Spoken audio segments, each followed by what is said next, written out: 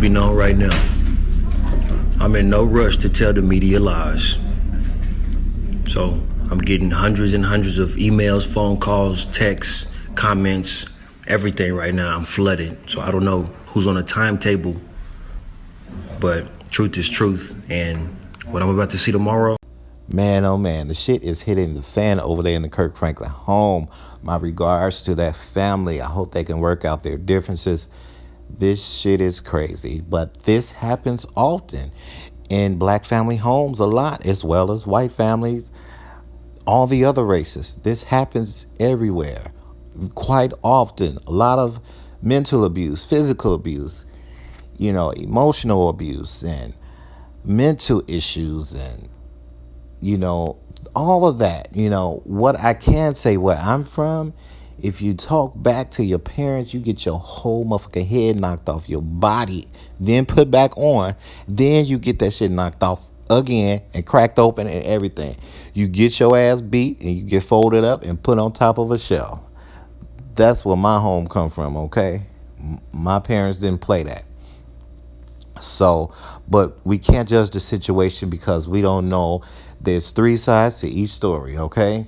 So we don't know what has happened, what's transpired in that home. We could just root for the best for them. The boy, his son, Kirk Franklin, his son, he is claiming abuse from Kirk Franklin, sexual abuse.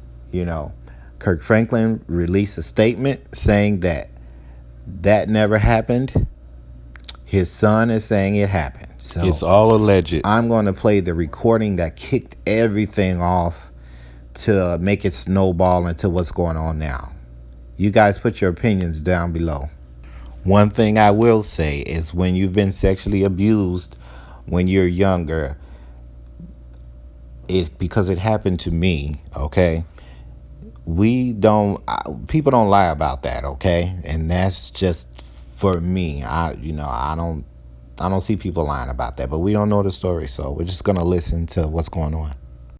Okay, if you think I'm bringing this paper, let me say it like this. When your bitch ass starts saying some shit that's disrespectful, you need to get your skinny motherfucking ass back out the goddamn way before I put my foot in your ass. Because I dare you. I dare you. I dare you. I dare you. Shut the fuck up. I'm old. What's up? I will punch your neck, nigga, if you ever disrespect me. I did it. You did it? Oh, hell no. See, that shit right there get you punched in your motherfucking mouth. Fucking with my parents. That was the exchange between Kirk Franklin and his son. Now we're going to listen to what Kirk Franklin has to say. Many of you know I have an older son named Kirk Franklin. In May, he'll be 33. For many years, we have had a toxic relationship with him as a family. We've tried for many years through counseling, through therapy, to try to rectify this private family matter. Recently, my son and I had an argument that he chose to record. I felt extremely disrespected in that conversation, and I lost my temper. And I said words that are not appropriate. And I'm sincerely sorry to all of you. I sincerely apologize. I want you to know as a father that during that conversation, I called the family therapist and got that therapist on the phone to try to help. He never played that part of the recording. I'm not perfect. I'm human and I'm going to make mistakes and I'm trying to get it right. Please keep me and my family in your prayers.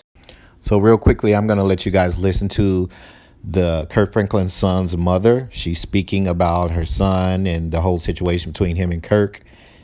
She's definitely taking both sides, at this point. And she's not really team one person. She's team both. She's supporting Kirk Franklin and she's says she loves and supports her son. So you guys leave your thoughts and opinions down below. Do you guys think it's sexual abuse? Like allegedly, what do you guys think is going on? I'd love to hear your opinions and thoughts. Thank you so much. How we got here. I have a son. His name is Kirk Franklin. He's my beloved. He's my only child. I love him. And we have had challenges. Of course, when you're a teenage parent, you're not perfect, but we had challenges. But over the years, Kirk Franklin and I have been co-parents. And even though our son will be 33 in a couple of months, he's still our child. And we vowed to work together with raising him, parenting him. And even though we've had some challenges, we still remain co-parents. A lot of times people haven't heard from me. I haven't made a lot of noise in the news, behind Kirk. And for what or why, but we're here because some private information was leaked and Kirk kind of lost his cool. And we talk about cancel culture.